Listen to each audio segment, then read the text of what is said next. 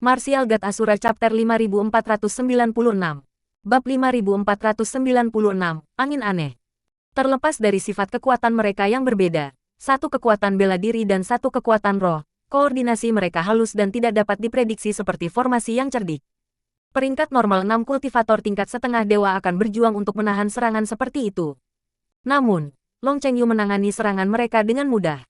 Chu Feng segera tahu bahwa Long Chengyu melakukan pertarungan ini di dalam tas. Keterampilan Long Chengyu tidak buruk, kata Egi. Dia juga berpikir bahwa Long Chengyu melakukan pertarungan ini di bawah kendalinya. Dengan bakat dan kekuatan garis keturunan Long Chengyu, dia bisa meningkatkan kultivasinya ke peringkat 7 tingkat setengah dewa. Tetapi dia memilih untuk berurusan dengan saudara kandung di peringkat 6 tingkat setengah dewa. Terlepas dari pilihannya, dia masih bisa bertahan melawan saudara kandungnya. Dan dia bahkan belum menarik God armamennya. Setelah bermain-main dengan saudara kandungnya sebentar, Long Chengyu memutuskan untuk mengakhiri pertarungan. Dia menarik tombak persenjataan agung, mengetahui bahwa itu lebih dari cukup untuk menghadapi lawan-lawannya. Beberapa saat kemudian, dua teriakan kesakitan menggema. Long Chengyu berdiri di tengah istana dengan tombak di tangan, sedangkan dua saudara dari klan Totem Phoenix berbaring di bawah kakinya. Bahu kanan Feng Tianxiang tertusuk, dan dia dengan erat mencengkeram lukanya yang berdarah dengan gigi terkatup. Kondisi Feng Jiuyue sedikit lebih baik, tetapi tanda merah bengkak di wajahnya menunjukkan bahwa dia menderita tamparan keras dari tombak Long Chengyu. Pertempuran telah diputuskan. Kerumunan berharap Long Chengyu muncul sebagai pemenang dalam pertempuran, tetapi mereka tidak berpikir bahwa dia akan mengalahkan mereka secepat itu. Seperti yang diharapkan dari Tuan Muda Totem Dragon Clan, kerumunan memandang Long Chengyu dengan mata kagum. Mereka kagum dengan kekuatannya, dan mereka juga berterima kasih padanya karena membela mereka saat mereka ditindas. Pergilah. Mereka yang dari Totem Phoenix Clan, Long Chengyu mencibir. Berhenti bertingkah begitu arogan, Feng Tianxiang meraung. Wah! Tepat setelah kata-kata itu diucapkan, Long Chengyu mendorong tombaknya ke bahu kanan Feng Tianxiang sekali lagi dan menjentikannya ke atas, memotong bahunya dengan cipratan darah. Aku akan membantaimu. Feng Tianxiang meraung dengan mata memerah, tampak seolah-olah dia hampir mengamuk. Tianxiang, Feng Jiuyue menekan Feng Tianxiang, menyuruhnya untuk tenang dan diam. Feng Tianxiang enggan untuk membiarkan semuanya tenang dengan ini, tetapi dia mengertakkan gigi dan terdiam. Dia telah memilih untuk menyerah, setidaknya untuk saat ini. Kerumunan berpikir bahwa klan Totem Phoenix akan menjadi pembangkit tenaga listrik dengan kemunculan mereka kembali, tapi sepertinya kembalinya mereka yang berdampak akan berakhir dengan kegagalan yang menyedihkan. Secara kebetulan, orang yang menuangkan seember air dingin untuk kepulangan mereka yang telah lama ditunggu tidak lain adalah klan Naga Totem, yang memiliki sejarah panjang dengan mereka. Ini hanya pertarungan di antara junior, tetapi orang banyak berpikir bahwa bahkan para tetua dari klan Totem Phoenix juga tidak akan cocok dengan rekan mereka di klan Naga Totem. Lagi pula, mereka sudah lebih lemah dari klan Naga Totem saat mereka mengasingkan diri. Selanjutnya, klan Naga Totem telah memperkuat posisinya selama bertahun-tahun untuk menjadi penguasa sebenarnya dari galaksi Totem. Sementara klan Totem Phoenix kemungkinan juga telah berkembang secara diam-diam. Sumber daya yang bisa mereka peroleh dari bayang-bayang pasti akan pucat jika dibandingkan dengan klan Naga Totem. Secara alami, pembudidaya mereka juga cenderung lebih lemah. Apa yang kamu tunggu? Enyahlah. Long Chengyu memesan dengan dominan. Junior klan Totem Phoenix hanya bisa berdiri dengan canggung sebagai persiapan untuk mengevakuasi area tersebut. Sungguh memalukan bagaimana mereka berencana memaksa orang lain untuk tunduk kepada mereka dengan paksa, hanya untuk melakukan hal yang sama kepada mereka. Weng, tiba-tiba, setitik cahaya yang mengingatkan pada kunang-kunang tiba-tiba muncul di dinding istana di sekitar mereka. Apa itu? Menyadari ada yang tidak beres, kerumunan naik untuk melihat lebih dekat ke cahaya. Angin kencang tiba-tiba menyerbu ke dalam istana, melahap semua orang dalam sekejap. Chu Feng juga tidak terkecuali. Dia mendengar tidak hanya desingan angin yang tajam tetapi juga jeritan dingin yang mengingatkan pada tangisan babi yang disembelih juga. Jeritan itu milik para junior di istana. Tubuh mereka terpotong oleh angin seolah-olah mereka telah dijatuhi hukuman mati dengan 1000 luka. Chu Feng juga menghadapi siksaan yang sama, tapi dia telah melalui banyak hal sehingga kemampuannya untuk menahan rasa sakit jauh lebih baik daripada rekan-rekannya. Dia berdiri dengan tenang di tengah angin, tidak mengeluarkan suara sedikit pun. Angin menyeretnya ke tempat lain dengan kecepatan yang sangat tinggi. Dia memperhatikan bahwa jeritan itu perlahan mereda, menandakan bahwa dia dipisahkan dari yang lain. Angin akhirnya mereda, dan Chu Feng menemukan dirinya berada di tengah-tengah gua yang dalam. Dinding batu di sekelilingnya berwarna merah gelap, dan ditutupi dengan pola misterius. Dia bisa mencium bau busuk dari mereka. Entah bagaimana, rasanya seperti berada di dalam usus binatang. Apakah kamu baik-baik saja, Chu Feng? Egi bertanya dengan cemas. Saya kira begitu. Chu Feng memeriksa tubuhnya saat dia menjawab. Dia terkejut bahwa kulit dan pakaiannya sama sekali tidak terluka. Tetapi rasa sakit yang tersisa yang dia rasakan memberitahunya bahwa apa yang dia alami sebelumnya bukan hanya ilusi. Mata Chu Feng tiba-tiba berubah suram. Martial God Asura. Chapter 5497. Bab 5497. Jangan menyerang hal-hal yang bukan urusan Anda. Bab 5497. Jangan menyerang hal-hal yang bukan urusan Anda. Tak lama setelah cahaya memudar, bintik-bintik cahaya yang mirip dengan istana sebelumnya mulai muncul di dinding gua. Mengetahui bahwa ada sesuatu yang istimewa tentang bintik cahaya ini, Chu Feng memastikan untuk memeriksanya dengan cermat. Meskipun bintik-bintik cahaya ini tampaknya tidak mengandung sesuatu yang istimewa pada pandangan pertama, Chu Feng masih memperhatikan beberapa keanehan di dalamnya. Apa itu? Apakah itu sebuah formasi? Egi bertanya 1 jam kemudian. Sepertinya itu bukan formasi. Saya pikir itu semacam keterampilan kultivasi khusus, jawab Chu Feng. Keterampilan kultivasi khusus apa itu? Egi bertanya karena penasaran. Tampaknya itu adalah keterampilan penempaan tubuh. Tetapi catatannya tidak lengkap, kata Chu Feng. Haruskah kita pergi ke tempat lain untuk melihatnya? Tanya Egi. Tidak perlu untuk itu. Saya menduga isi tembok akan berubah dengan sendirinya untuk mengungkapkan apa yang akan terjadi sesudahnya, kata Chu Feng. Suara mendesing. Suara keras bisa terdengar dari jauh. Itu datang, kata Chu Feng dengan alis rajutan. Dia menyadari bahwa bintik cahaya tidak akan berubah dengan mudah. Dia harus menjalani sesuatu terlebih dahulu jika dia ingin melihat apa yang akan terjadi selanjutnya. Segera, dia mendapati dirinya dihadapkan pada tsunami yang menerjangnya dengan kecepatan luar biasa. Hampir seperti yang dia lihat, dia sudah tersapu ke dalamnya. Arusnya sangat kuat sehingga dia tidak bisa bergerak sama sekali. Dia tak berdaya tersapu oleh air pasang. Dia memperhatikan bahwa ada beberapa rahasia yang tersembunyi di arus, tetapi ada semacam energi aneh di dalam air yang merembes ke dalam tubuhnya dan membuatnya merasa tercekik dari ujung kepala sampai ujung kaki. Itu bisa ditoleransi pada awalnya. Tetapi seiring berjalannya waktu, hal itu segera membuatnya kesal. Seolah-olah seseorang dengan sengaja menghentikannya untuk mengamati aliran arus. Gangguan seperti itu, bagaimanapun, sama sekali tidak menimbulkan masalah bagi Chu Feng.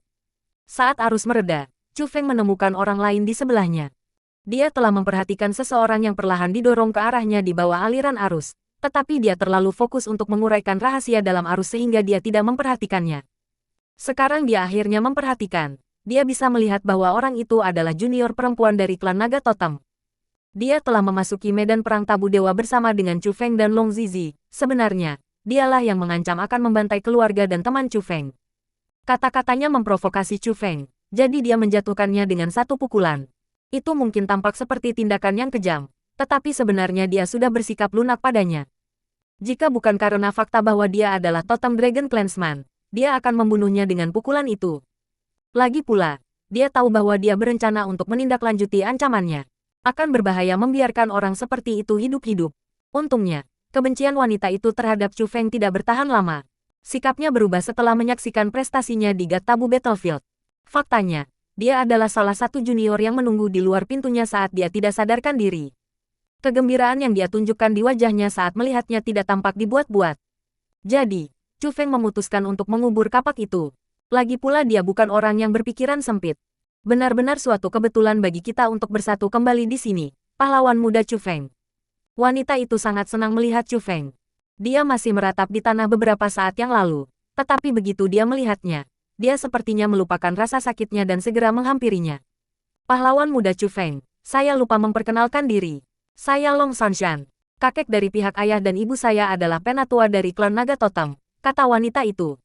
Chu Feng mengakui kata-katanya dengan anggukan sederhana. Kesediaannya untuk mengubur kapak tidak berarti dia menyukainya. Dia memang mengancam teman dan keluarganya. Dia juga tidak suka bagaimana dia mengemukakan koneksinya dalam perkenalannya untuk meningkatkan posisinya sendiri. Brengsek, apa yang sedang terjadi? Pertama hembusan angin, dan sekarang tiba-tiba tsunami. Ini berbeda dari yang kudengar tentang Demon Clan. Kutukan marah bisa terdengar dari ujung koridor saat 3 pria berjalan ke pandangan Chu Feng. Mereka semua dari Totem Phoenix Clan. Oh, bukankah itu orang-orang dari Totem Dragon Clan? Ketiga pria itu awalnya tampak tidak puas, tetapi mata mereka berbinar saat melihat Long Sanshan. Namun, sepertinya mereka tidak memiliki niat baik di hati. Weng, secara kebetulan, Setitik cahaya yang ditunggu-tunggu Chu Feng muncul di dinding sekitarnya. Dia dengan cepat mengalihkan perhatiannya ke dinding, tidak tahu kapan mereka akan menghilang. Dia harus menghafalnya sesegera mungkin agar aman. Betapa kecilnya dunia yang kita tinggali. Betapa beruntungnya kita menemukan seorang wanita dari klan naga totem di sini. Petik 2. Dia memang terlihat cukup baik. Hei, siapa namamu? 3 pria dari klan totem Phoenix berjalan ke Long Sanshan dan memelototinya dari ujung kepala sampai ujung kaki. Kamu belum cukup dipukuli oleh tuan muda kita Cheng Yu. Long Sanshan mencibir. Melihat bahwa ketiganya memiliki niat jahat, dia segera membawa Long Cheng Yu. Beberapa saat yang lalu Long Cheng Yu memberikan pelajaran kepada putra dan putri kepala klan mereka. Namun, ketiganya tidak terintimidasi oleh ancaman Long Sanshan. Sebaliknya, mata mereka menyipit dengan dingin. Long Cheng Yu tangguh, tapi dia tidak ada di sini sekarang. Anda akan menjaga mulut Anda jika Anda tahu apa yang lebih baik untuk Anda, kata pria berwajah putih di antara ketiganya. Sebaiknya kau menjaga jarak dariku. Bahkan klan totem Phoenix tidak akan bisa melindungimu jika kamu berani menyentuhku, kata Long Sanshan. Ketiganya tertawa terbahak-bahak setelah mendengar kata-kata itu. Pria berwajah putih itu mengambil langkah maju lagi saat dia melepaskan kekuatan penindas tingkat setengah dewa peringkat 3, mendorong Long Sanshan ke dinding. Kamu Dara, mengapa Anda berbicara dengan sangat arogan, bertindak seolah-olah totem Phoenix klan kami lebih rendah? Biarkan aku memberitahu Anda, nenek moyang klan naga totem Anda memandang ke klan totem Phoenix kami saat itu. Pria berwajah putih itu mencibir. Kakak, jangan sia-siakan nafasmu. Ayo lakukan saja dan tunjukkan padanya betapa kuatnya orang-orang dari totem Phoenix klan kita. Itu benar, ayo persetan dia sekarang. 2 pria lainnya dari totem Phoenix klan memandang Long Sanshan dengan tidak senonoh. Bibir pria berwajah putih itu meringkuk dengan jahat saat dia mengulurkan tangan untuk meraih Long Sanshan. Sentuh dia dan kamu akan membayar harganya. Sebuah suara dingin tiba-tiba menggema. Itu adalah Chu Feng. Aku mengenalmu. Anda muncul dengan totem Dragon Clan sebelumnya. Apakah Anda seorang antek atau pelayan dari totem Dragon Clan? Pria berwajah putih itu bertanya. Terlepas dari kata-kata menghina pria berwajah putih itu, dia tidak memandang rendah Chu Feng sama sekali. Kekuatan penindas sebelumnya telah diarahkan tidak hanya pada Long Sanshan tetapi juga Chu Feng, tetapi yang terakhir sama sekali tidak terpengaruh olehnya. Itu menunjukkan bahwa kultivasi Chu Feng setidaknya setara dengan miliknya. Aku tidak tahu siapa kamu, tetapi kamu seharusnya bisa mengatakan bahwa klan totem Phoenix kita akan kembali ke dunia kultivasi. Saya sarankan Anda minggir dan jangan ikut campur dalam urusan kami. Pria berwajah putih itu mengancam Chu Feng. Chu Feng tidak menjawab ucapan itu. Ketiganya saling memandang sebelum tertawa terbahak-bahak. Mereka menganggap diamnya sebagai ekspresi kompromi. Dengan demikian, pria berwajah putih itu meraih jubah Long Sanshan sekali lagi. Darah tiba-tiba berceceran saat pria berwajah putih itu melebarkan matanya. Tangan yang dia gunakan untuk menyentuh jubah Long Sanshan telah terputus. Ketiga klan totem Phoenix menatap Chu Feng dengan tak percaya. Yang terakhir adalah orang yang memotong tangan pria berwajah putih itu dengan pedang formasi. Chapter 5498. Bab 5498, Situasi dengan klan Phoenix. Hanya butuh beberapa saat bagi tatapan tak percaya pria berwajah putih itu untuk berubah menjadi tatapan membunuh. Dia tidak menyangka Chu Feng akan bergerak padanya. Bagaimana mungkin seseorang dengan perawakannya dipotong tangannya oleh orang yang tidak seperti Chu Feng? Kamu mencari kematian. Dengan raungan marah, pria berwajah putih itu menarik cambuk, yang merupakan persenjataan agung. Pada saat yang sama, auranya melonjak saat matanya berubah warna. Kultivasinya mulai naik dari peringkat 3 tingkat setengah dewa ke peringkat 5 tingkat setengah dewa. Dia menjentikkan cambuknya ke arah Chu Feng, bertekad untuk merenggut nyawa yang terakhir dengan satu serangan. Wah, teriakan kesakitan bergema bahkan sebelum cambuk itu bisa mendarat. 2 totem Phoenix Clansmen dan Long Sanshan lainnya menjadi kaku karena terkejut. Mereka menyaksikan dengan tak percaya saat cambuk pria berwajah putih itu terbang melintasi udara dengan sisa lengannya yang sehat. Chu Feng memotong lengannya yang lain dengan ayunan sederhana. Kultivasimu terasa tidak stabil meski telah mencapai peringkat 5 tingkat setengah dewa. Anda pasti telah mengkonsumsi beberapa harta untuk menopang kultivasi Anda, tanya Chu Feng sambil mencibir. Seseorang yang mengandalkan harta untuk meningkatkan kultivasi mereka tidak mungkin cocok untuk Chu Feng. Beraninya kau menyakitinya. Apa kau tahu siapa dia? Salah satu totem Phoenix Clansman menuding Chu Feng dan meraung. Set, pedang Ki terbang melintasi udara, memenggal kepala pria yang baru saja berbicara. Chu Feng sama sekali tidak ragu untuk membunuhnya. Kakakmu, apa kamu sudah gila? Totem Phoenix Clansman terakhir awalnya marah juga, tetapi menyaksikan rekannya terbunuh dengan darah dingin membuatnya terintimidasi. Dia ditempatkan di suatu tempat, tidak tahu apakah akan mencaci Chu Feng atau mundur di sini. Chu Feng hanya mengayunkan pedangnya sekali lagi, dan kepala pihak lain terpenggal lebih cepat dari yang dia bisa bereaksi. Kamu gila. Terlepas dari luka-lukanya, pria berwajah putih itu berusaha untuk melarikan diri. Namun, Chu Feng dengan santai mengayunkan pedangnya sekali lagi, dan pria berwajah putih itu tewas sesaat kemudian. Dia juga tidak berdaya seperti rekan-rekannya di hadapan pedang Chu Feng meskipun telah mencapai peringkat 5 tingkat setengah dewa. Mau bagaimana lagi, karena perbedaan di antara mereka sangat besar. Chu Feng melanjutkan untuk menyerap energi asal mereka, mengumpulkan harta mereka, dan menghancurkan tubuh mereka. Cara dia berurusan dengan tubuh sangat halus sehingga mengejutkan Long Sanshan. Jantungnya berdegup kencang saat dia menatapnya sekali lagi. Ketakutan bisa dilihat di matanya. Yang membuatnya lega, Chu Feng mencabut pedang formasinya. Kamu juga terlibat dalam masalah ini. Saya percaya bahwa Anda tidak akan memberi tahu siapapun. Chu Feng bertanya. Tentu saja tidak. Aku, Long Sanshan, bersumpah bahwa aku tidak akan menceritakan apapun tentang apa yang terjadi di sini kepada siapapun. Long Sanshan benar-benar mengangkat tangannya untuk bersumpah. Chu Feng tidak repot menanggapi kata-kata itu tetapi malah mengalihkan perhatiannya kembali ke dinding. Pahlawan muda Chu Feng, terima kasih banyak untukmu. Totem Phoenix Clansman tidak waras untuk berani mendekatiku. Saya akan berada dalam masalah besar jika bukan karena bantuan Anda, kata Long Sanshan karena rasa terima kasih. Kamu tidak perlu berterima kasih padaku. Aku tidak melakukannya demi kamu. Mereka akan mengejarku selanjutnya untuk membungkamku sehingga kabar itu tidak sampai ke klan naga totem. Itulah satu-satunya alasan saya masuk, jawab Chu Feng dengan dingin. Terlepas dari jawabannya yang tidak berperasaan, Long Sanshan sama sekali tidak merasa kecil hati. Sebaliknya, itu memicu perasaan aneh di dalam dirinya yang membuatnya mengerucutkan bibirnya karena malu. Lihat, Chu Feng, gadis itu melihatmu dengan tatapan yang sangat berbeda. Sepertinya dia telah jatuh cinta padamu. Apakah menurut Anda dia seorang masokis? Maksudku, kamu bahkan dengan kejam memukulinya sekali. Egi tertawa terbahak-bahak, mengira itu menarik. Dia mungkin terlalu terbiasa dimanja sehingga membuatnya tertarik Chapter untuk diperlakukan dengan cara yang berbeda. 5497. Jawab Chu Feng dengan acuh tak acuh, tahu bahwa dia tidak akan pernah jatuh cinta dengan Long Sanshan. Pahlawan muda Chu Feng, kamu telah menatap tembok ini untuk beberapa waktu sekarang. Sudahkah Anda menguraikan sesuatu darinya? Long Sanshan datang begitu dekat dengan Chu Feng sehingga bahunya hampir menekan bahunya. Aroma tubuhnya menggelitik hidungnya. Dia melakukannya dengan sengaja. Chu Feng mengambil langkah samping untuk menghindarinya. Dan yang terakhir mengungkapkan senyum gembira.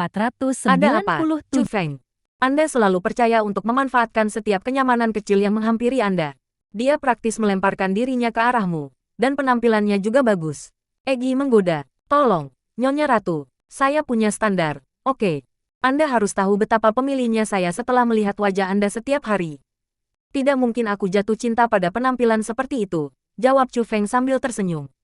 Itu sangat kontras dengan sikap dinginnya terhadap Long Sanshan. Tes, ejek Egi, tapi bibirnya melengkung ke atas. Chu Feng memusatkan perhatiannya pada setitik cahaya di dinding sekitarnya, sementara Long Sanshan dengan patuh berdiri di samping untuk menemaninya, tidak mengajukan pertanyaan sama sekali. Hanya ketika dia selesai memahami segalanya, dia akhirnya beralih ke Long Sanshan. Apakah kamu memahami sesuatu sebelumnya di dalam air? Saya perhatikan ada sesuatu yang tersembunyi di dalam air, tetapi entah bagaimana saya tidak dapat fokus padanya, jawab Long Sanshan. Kalau begitu, apapun yang akan terjadi di sini tidak ada hubungannya denganmu. Konsumsilah beberapa penekan rasa sakit, instruksi Chu Feng. Sekarang, Long Sanshan bertanya. Ya, sekarang, kata Chu Feng. Long Sanshan mengeluarkan 2 pil. Dia mengkonsumsi satu dan menyerahkan yang lainnya ke Chu Feng. Aku tidak akan mengkonsumsinya. Chu Feng menggelengkan kepalanya. Pahlawan muda Chu Feng, apakah akan ada dampak yang sama di kemudian hari? Ada apa dengan angin dan banjir itu? Long Sanshan bertanya. Saya menduga itu semacam penempaan tubuh, jawab Chu Feng. Dia awalnya tidak yakin apa yang sedang terjadi juga, tapi dia sudah bisa menebak 1 atau 2 tebakan sekarang. Meredam tubuh, apakah ini benar-benar menguntungkan? Long Sanshan melebarkan matanya karena terkejut. Dia tidak berpikir seperti itu sebelumnya. Belum tentu begitu. Saya menduga bahwa ini adalah proses penempaan khusus. Anda mungkin harus menjalani tes di bagian paling akhir. Saya sarankan Anda menyerah pada tes jika ada opsi seperti itu nanti. Anda hanya mengikuti arus alih-alih secara serius melalui proses tempering. Jadi kecil kemungkinan Anda bisa menerimanya, kata Chu Feng. Baiklah, aku akan mendengarkan kata-kata pahlawan muda Chu Feng dan menyerah. Jawab Long Sanshan tanpa ragu-ragu. Aku perhatikan bahwa Totem Phoenix Clan menyimpan dendam terhadap klanmu. Apakah ada dendam di antara kedua klanmu? Chu Feng bertanya. Tidak ada dendam di antara klan kita. Jika ada, kami sebenarnya dekat, jawab Long Sanshan. Ternyata klan Totem Phoenix dulunya adalah sekutu dekat klan Naga Totem. Kedua klan bekerja sama dengan erat, berkolaborasi dalam hal sarana dan formasi pertempuran mereka. Ketika pendiri klan Naga Totem meninggal dunia, klan Naga Totem dan klan Totem Phoenix berpisah. Namun, itu hanya berarti penurunan kolaborasi mereka. Mereka masih terus mempertahankan hubungan yang bersahabat. Satu hal yang dengan cepat menjadi jelas dengan berkurangnya kolaborasi mereka adalah Totem Phoenix Clan mulai menurun, sedangkan Totem Dragon Clan terus berkembang. Klan Naga Totem tidak tahan melihat sekutu lamanya jatuh dari barisan, jadi ia mencoba menjangkau mereka untuk kemitraan, tetapi yang terakhir menolaknya. Desas-desus mulai menyebar ketika kedua kekuatan terus melayang lebih jauh, tetapi kenyataannya sampai klan Totem Phoenix akhirnya menghilang. Tidak ada tanda-tanda mereka menjadi bermusuhan satu sama lain. Bahkan junior mereka akan akur ketika mereka bertemu satu sama lain secara kebetulan, berkat ajaran dari para tetua mereka. Namun, Totem Phoenix Clan telah benar-benar berubah kali ini. Itu bertindak dengan angkuh tidak seperti masa lalunya, dan tidak ragu untuk menunjukkan permusuhannya terhadap klan Naga Totem.